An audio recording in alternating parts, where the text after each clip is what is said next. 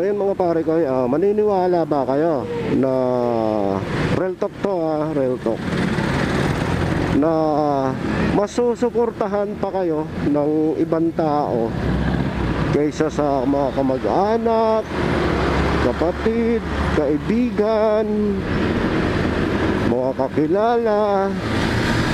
Yung mga yun, oo, kilala ka lang, kilala ka, as in nakilala ka, pero sa mga ginagawa mo na ikabubuti mo para sa sarili mo, hindi yan susuporta. Hindi susuporta sa iyo yun mga pare ko.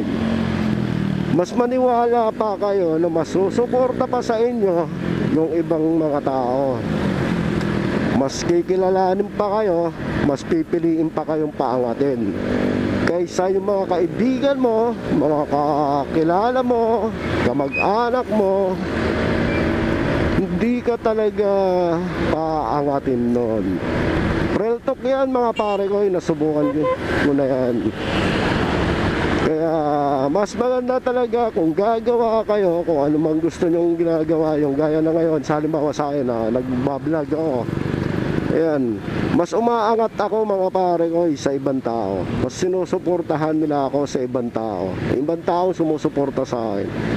Pero yung mga kamag-anak ko, mga kaibigan, mga kakilala, wala. Real talk yun mga pare ko.